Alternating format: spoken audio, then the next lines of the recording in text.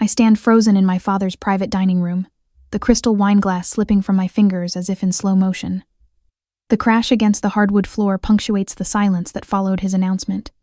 It's time. Cameron will take over as CEO. Red wine pools around my Italian leather pumps, staining the hand-knotted Persian rug beneath us. No one moves to clean it. The executives and board members shift uncomfortably in their chairs, suddenly fascinated by the centerpiece or the remaining drops in their glasses, anything to avoid my eyes. Dad, I don't understand. My voice emerges steadier than I feel. We just closed our most profitable quarter in company history. This dinner was supposed to be a celebration. The crystal chandeliers, the white tablecloths, the vintage Cabernet, all arranged to mark Royce Distribution's unprecedented growth under my leadership as COO. 11 years of rebuilding what was nearly lost, of 18-hour days and canceled vacations. Richard Royce straightens his tie, a gesture I've seen countless times before difficult conversations. Madeline, the board and I feel the company needs a fresh direction. Cameron brings a certain energy to the table that will serve us well moving forward. My brother, lounging in his chair with that familiar smirk, raises his glass. To Royce Distribution's future. I force my lips into something resembling a smile, as memories flood back unbidden. The crisis of 2018 when the company nearly collapsed. How I mortgaged my condo to cover payroll when the bank pulled our line of credit. Dad's words as we stood in the empty warehouse. When the time comes, you'll be rewarded for your loyalty, Maddie. All those family dinners where Cameron would joke about someday sitting on the throne, while contributing nothing but expensive tastes and missed deadlines. How I'd laugh along, believing merit would ultimately matter more than birth order or gender. If you'll excuse me, I say, carefully stepping around the shattered glass, I'd like a moment with my father. The weight of a dozen pairs of eyes follows me as I approach Richard. Dad, can we speak privately? He glances at his watch. This isn't the time for one of your presentations, Maddie. The decision's been made. Just 5 minutes. We'll talk tomorrow. Tonight is for celebrating Cameron's promotion. Something shifts inside me. The trembling in my hands stops as I remember the performance-based equity paperwork tucked in my briefcase beneath the table. The agreements I'd insisted on when I took over operations. The ones Dad signed without reading because that's why we have lawyers, sweetheart. I watch as the board members cluster around Cameron, Martin Whitaker slapping him on the back despite having complained about Cameron's lack of financial literacy just last week. Janet Wells, our company attorney, catches my eye from across the room, her expression unreadable but somehow urgent. The reality crystallizes with knife-edge clarity. This company, the one I've pulled back from bankruptcy twice, the one I've grown from regional player to industry leader, could slip from my grasp. 250 employees who depend on steady leadership, contracts with national retailers that took years to secure, all of it handed to someone who treats business like a hobby.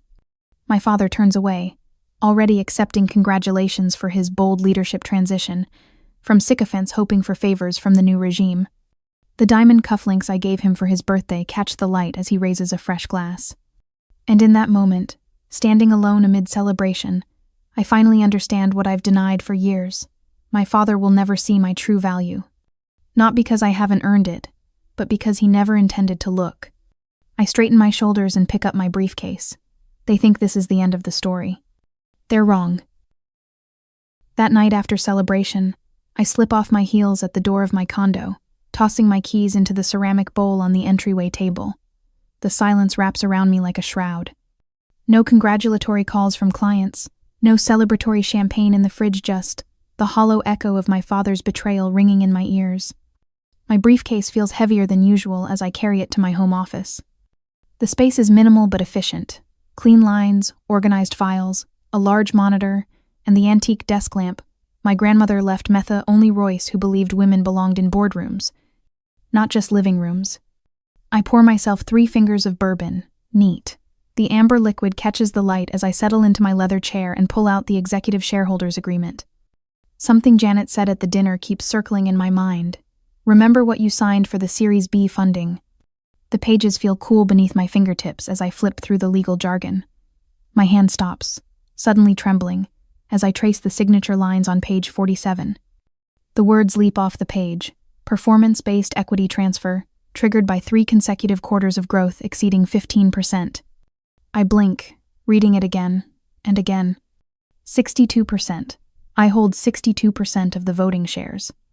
The room seems to tilt slightly as I spread the papers across my desk. The equity I insisted on when I mortgaged everything to save the company. The stock transfers Dad signed when we restructured after the expansion to Texas and Colorado. The preferred shares granted when I brought in the Walmart contract. He never read them, I whisper to the empty room. He just signed whatever was put in front of him. A laugh bubbles up from somewhere deep inside me, half disbelief, half vindication. My father, the great Richard Royce, never bothered to read the fine print of what he was signing away. The bourbon burns pleasantly as I take a sip and reach for my phone. Janet arrives at my office the next morning with dark circles under her eyes that match my own. She's carrying a thick legal portfolio and a determined expression. "You found it," she says, settling into the chair across from my desk. I've positioned it slightly lower than my own, a small power move I learned from watching my father all these years. I found it. I spread the documentation across my desk, a modern glass affair that contrasts sharply with my father's antique mahogany. "Why didn't you tell me sooner?" Janet adjusts her glasses, a nervous habit I've noticed over our 7 years working together. "I warned Richard 3 months ago about the cumulative effect of those stock transfers." He laughed and said, "Paper doesn't run companies, Wells. People do." "And Cameron?" I ask, arranging the shareholder certificates in chronological order. "Mark called me last night," she says, referring to our CFO. "He's concerned about Cameron accessing the financials. Said your brother couldn't tell the difference between gross margin and markup during their last quarterly review." My phone buzzes with a text from Mark himself. "Third exec just called. Everyone's freaking out about C's takeover. Remember his Nevada venture?" I do remember.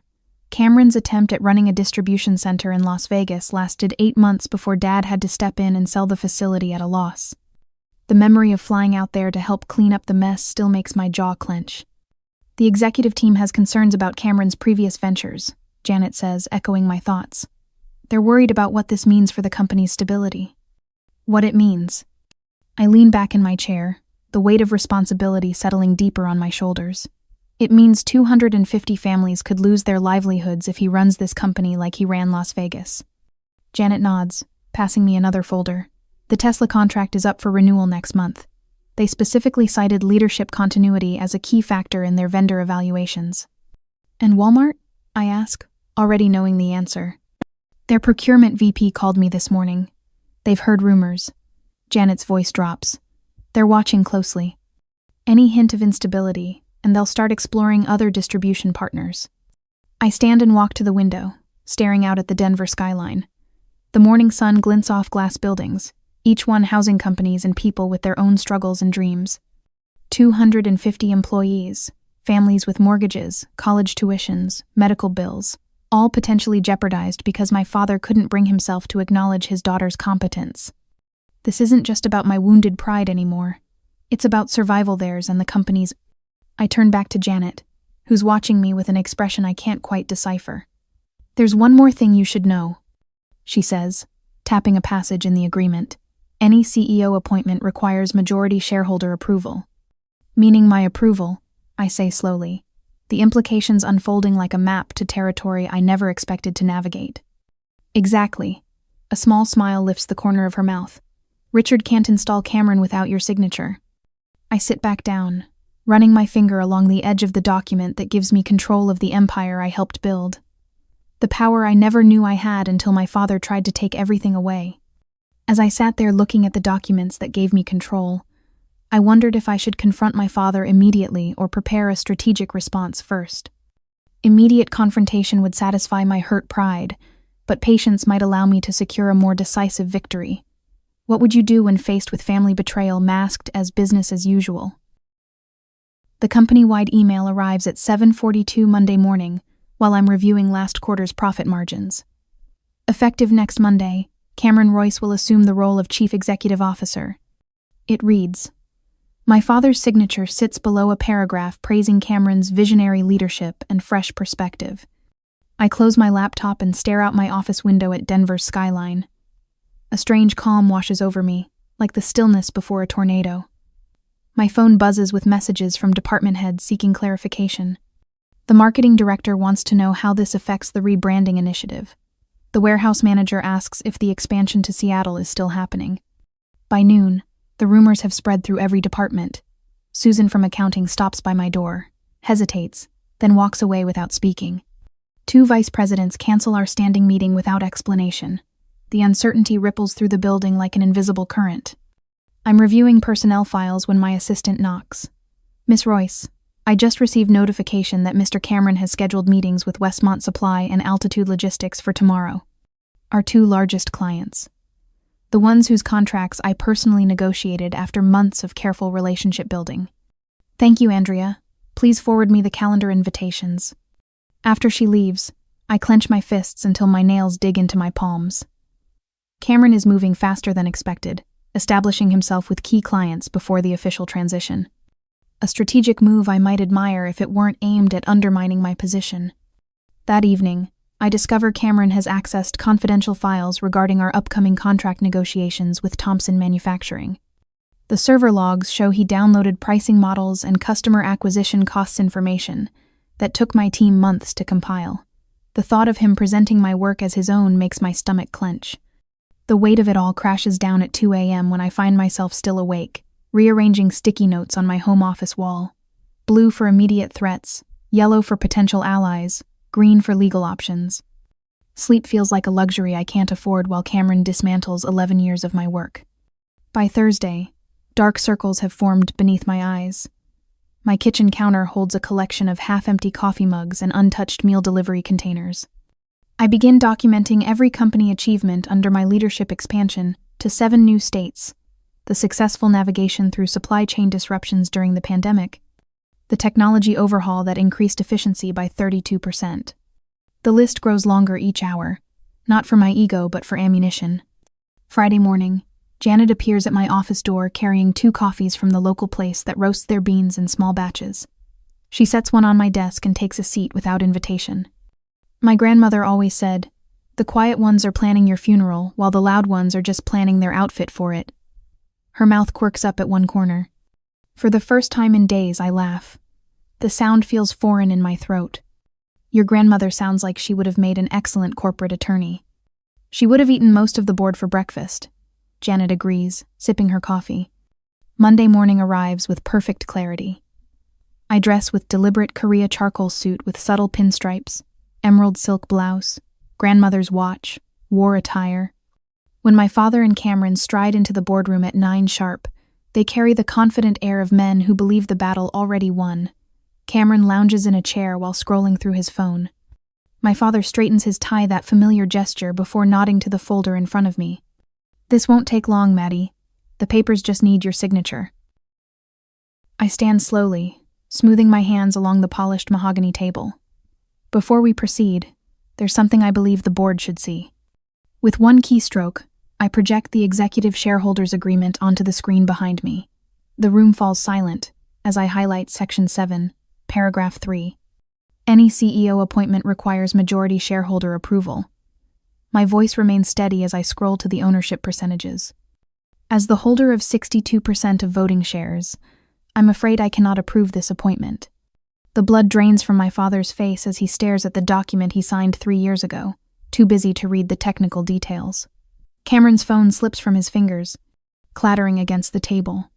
"This is absurd," my father sputters. "You're manipulating legal technicalities to protect the company you built?" I finish for him. "The company I saved when the bank pulled our credit line? The company whose payroll I covered when you were ready to file bankruptcy?" For the first time, I see my father speechless. Not angry, not dismissive, simply stunned by the realization that his daughter now controls the empire he built. In that moment, something shifts inside me. A lifetime of seeking his approval falls away like an outgrown skin. I don't need his validation anymore.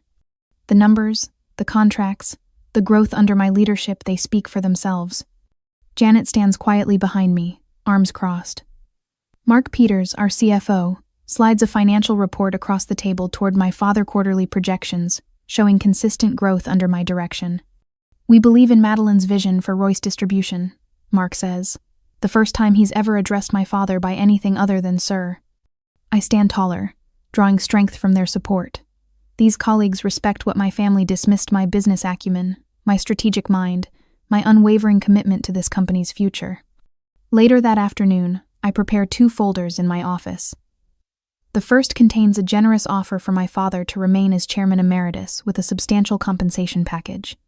The second holds buyout terms if he chooses to sever ties completely. Between them sits a third document and I hope never to use. A detailed record of questionable financial decisions made under my father's leadership, decisions I quietly corrected before they could damage the company's reputation. My phone rings. It's Richard's assistant. "Your father has called an emergency board meeting for tomorrow morning." I thank her and hang up, smiling slightly. What my father doesn't know is that I've already spoken with each board member individually. They've seen the numbers. They understand the stakes. For the first time since that dinner, I feel the weight lifting from my shoulders. Tomorrow, Richard Royce will discover what happens when you underestimate the quiet one. Next day, I stand at the head of the mahogany boardroom table, my presentation materials arranged with military precision before me. The leather executive chairs around the table hold board members whose expressions range from skeptical to curious.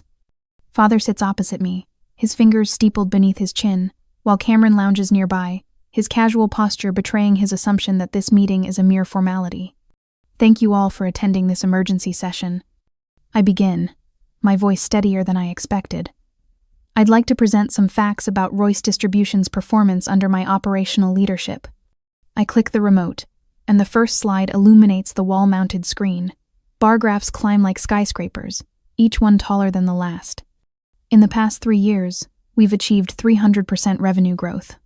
My pointer traces the ascending line. We've expanded operations into 6 new states without taking on additional debt. Another click reveals a map with newly established distribution centers highlighted in green. Our financial audits have been clean for 11 consecutive quarters, and investor confidence has increased by 62% since the restructuring. I continue methodically through the data, watching as Board Chairman William Hargrove's expression shifts from polite attention to genuine interest. His bushy eyebrows inch upward when I detail our successful entry into the pharmaceutical logistics Marquetta sector Father had always considered too risky. The numbers speak for themselves, I conclude, setting down my pointer. Any questions? Richard clears his throat, the sound sharp in the quiet room. These results are certainly impressive, but business leadership requires more than spreadsheets and growth charts. He adjusts his tie that familiar tell. Madeline has always been emotionally attached to the company, perhaps too attached to make objective decisions about its future. The words sting, but I maintain my composure. Before I can respond, Mark Peters, our CFO, straightens in his chair. "Actually, Mr. Royce," Mark says, his usual reserved tone replaced with something firmer, "I feel compelled to share something with the board." He removes his glasses, polishing them briefly with his handkerchief. "Last week, you approached me offering a substantial personal bonus if I would support Cameron's appointment and, in your words, help him understand the financial aspects he struggles with." Murmurs ripple around the table. Richard's face flushes crimson. "Similar offers were made to at least 3 other executives," Mark continues, replacing his glasses. "I believe that context is relevant to our current discussion." Board members exchange uncomfortable glances. Janet Wells, seated to my right, slides a folder toward the center of the table with practiced precision. William Hargrove clears his throat. "Miss Royce, given these revelations, would you like us to consider your father's complete removal from company operations?" The question hangs in the air. I hesitate, looking at my father's reddening face. Should I push for his full resignation to secure my position, or find a compromise that might preserve some family relationship? The company needs stable leadership, but can I truly cut all ties with the man who founded it? Before I answer that, I say, I'd like Janet to present some additional information. Janet rises smoothly, her tailored charcoal suit a match to my own. "Board members, I've prepared documentation confirming Miss Royce's legal standing." She distributes folders with efficient movements. As you'll see on page 3, the executive shareholder agreement grants Madeline Royce majority control of voting shares. Any CEO appointment requires her express approval. As the board members flip through pages, Mark stands and adds, "I've included financial projections comparing company performance under the current leadership structure versus the proposed change." He gestures toward the spreadsheets.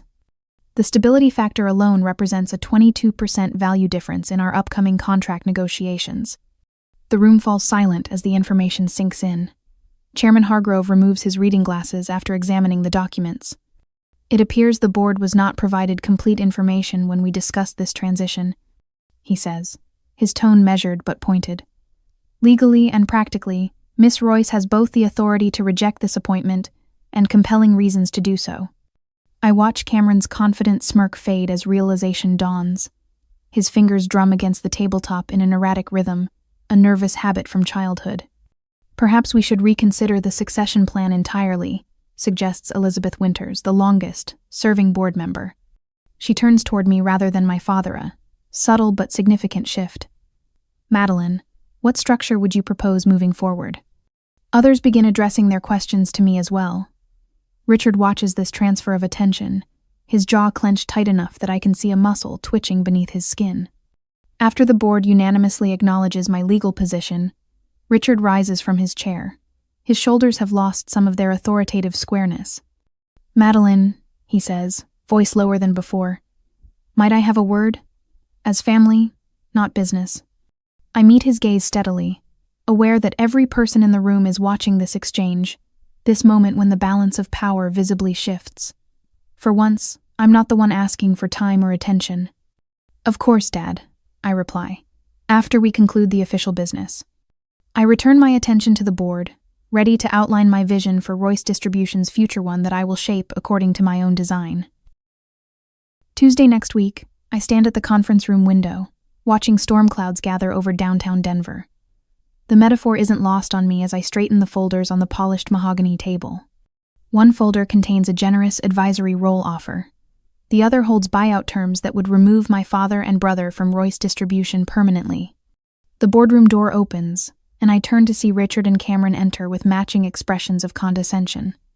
Janet and Mark flank me at the table, our united front making Cameron's smile falter momentarily. Madeline, my father begins, his voice carrying that practiced warmth he reserves for difficult negotiations. After careful consideration, your brother and I have a compromise that benefits everyone. I gesture toward the empty chairs. Please, sit. Cameron adjusts his tie Italian silk, probably purchased with his most recent unearned bonus. We're proposing co-leadership. You handle operations. I manage public relations and client relationships. The arrangement preserves the family dynamic while acknowledging your contributions, my father adds, leaning forward with a rehearsed sincerity that makes my stomach clench. The Royce name has stood for excellence for 40 years. He continues, his voice dropping to that intimate tone he uses when invoking family history. Your grandfather built this legacy from nothing. Are you really willing to destroy that over a title? The familiar weight of guilt settles on my shoulders exactly as he intended. For a moment, I'm 12 years old again, desperate for his approval. Actually, I have a counter-proposal. My voice emerges steady as I open my laptop and turn the screen toward them. Before we discuss titles, let's review qualifications. I click through a slideshow of performance metrics. These are the results under my leadership. 300% revenue growth. Expansion into 6 new states. Clean audits for 11 consecutive quarters.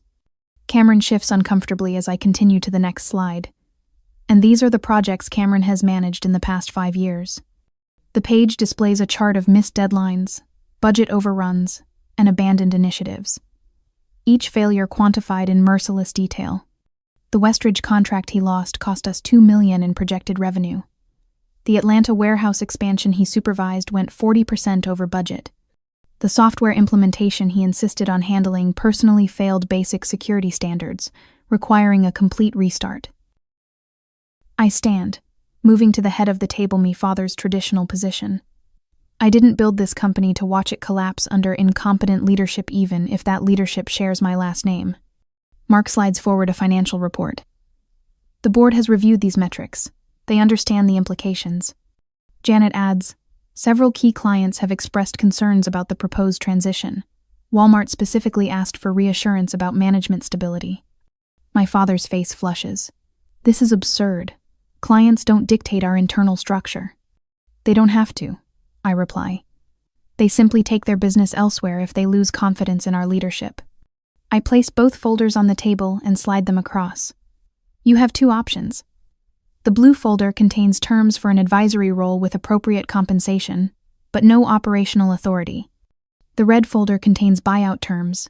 Both documents require signatures by tomorrow morning. Cameron lurches to his feet, knocking his chair backward. You ungrateful. He catches himself, remembering the executive team witnessing his outburst. You wouldn't have a company without Dad. He founded Royce before you were born. And I saved it from bankruptcy. Twice. I hold his gaze until he looks away. The second time was after your failed European expansion project. My father sits perfectly still, staring at the folders as though they might disappear if he refuses to acknowledge them. The silence stretches until Mark discreetly checks his watch. The next board meeting is tomorrow at 9. I remind them. I'll need your decision before then. Cameron reaches for the door handle, knuckles white with rage. This isn't over. Actually, it is. I remain standing at the head of the table as Janet collects her documents. You taught me business is business, Dad. This is just business. After they leave, I sink into the chair, adrenaline draining from my system. Janet touches my shoulder lightly. Rumors are already circulating that Cameron will take the buyout and leave the industry altogether, she says. Apparently, he's been talking about starting a vineyard in California. I nod, but the victory feels hollow. And Richard? That's harder to predict, Mark answers, closing his portfolio. Your father built this company on pride as much as business sense. The company will thrive, even under my leadership. But the cost weighs heavily as I walk back to my office to prepare for my first official day as CEO. The family photos on my credenza seem to belong to another lifetime. My assistant knocks softly 30 minutes later. Your father's on line 1. I stare at the blinking light on my phone, hand hovering over the receiver, wondering what remains to be said between us. A year later, I adjust the portrait of my grandmother in the new headquarters lobby. Her stern eyes overlook the entrance where employees now scan badges bearing the redesigned Royce Distribution Logome logo. The modern glass and steel building stands as physical proof of what can happen in just 12 months of focused leadership. Perfect timing as always, Miss Royce. Janet approaches with a tablet displaying the final quarterly numbers. The board members are arriving now. I scan the figures: 127% revenue growth since I took control. 6 new distribution centers. The Tesla contract expanded to cover their entire Western operation. Send Mark a copy before the meeting starts. I say, handing back the tablet. I want him ready when questions come up about the expansion costs. Where I once would have spent hours preparing defensive explanations for every line item, I now simply direct. The quarterly meetings have become celebrations rather than interrogations, since I replaced 3 of my father's longtime allies with executives who understand modern logistics. The boardroom fills with confident chatter as I enter. No hushed whispers or sideways glances like the dinners of my past. When I take my position at the head of the table, father's former seat the room quiets naturally. Ladies and gentlemen, I begin, surveying faces that now look to me with respect rather than pity. Today marks 1 year since Royce Distribution recommitted to innovation and accountability as our guiding principles. My speech focuses on team achievements rather than personal vindication. I highlight Janet's legal department streamlining our compliance processes, Mark's financial restructuring that freed capital for expansion, the warehouse team's safety record that reduced insurance costs by 20%. Our success isn't measured by a single quarter or contract. I continue, noticing the board chairman's approving nod. It's built through consistent excellence and forward-thinking investments in both technology and people. The words flow without the desperate need for approval that once colored my every presentation. I speak of legacy not as something handed down, but something built together. The difference feels as substantial as the foundation beneath our new building. Later, after handshakes and congratulations, a smaller group gathers in my office. Janet brings a bottle of champagne. Mark arrives with his husband David, who designed our new facility. Teresa from operations joins us, still wearing her safety vest from the warehouse tour. To breaking 100 million, Mark says, raising his glass. Janet shakes her head. No, to building something that lasts beyond ourselves. The toast feels right, acknowledging that what we've created isn't just profitable but meaningful. For the first time, I allow myself to enjoy the moment without immediately planning the next challenge. My phone buzzes with a text from my father requesting dinner next week. I set it aside without the immediate anxiety such messages once triggered. The Claremont Hotel feels neutral ground for my first non-business meeting with Richard in nearly a year. He's already seated when I arrive, studying the menu with the same intensity he once reserved for acquisition targets. "The Cabernet here is excellent," he says instead of hello. "I'm having sparkling water tonight," I reply. "Early meeting tomorrow with the team launching our new route optimization software." He nods, his gaze lingering on the minimal gold jewelry I wear now, instead of the pearls he gave me for my 30th birthday. The silence stretches until our orders arrive. "The Johnson family sold their regional operation last week," he finally offers. $30 million. Could have been more if they'd modernized their tracking systems like you did ours. It's the closest thing to a compliment he's ever given my strategic decisions. "I underestimated you," he says quietly as the waiter clears our plates. I study his face, the new lines around his eyes, the slightly less rigid posture. "You weren't the first," I reply. As I sit across from my father, watching him slowly recognize my true value, I wonder if some relationships can only heal after being completely broken first. What would you do? Maintain professional distance with family who betrayed you, or try to rebuild a personal connection once the business conflict is resolved?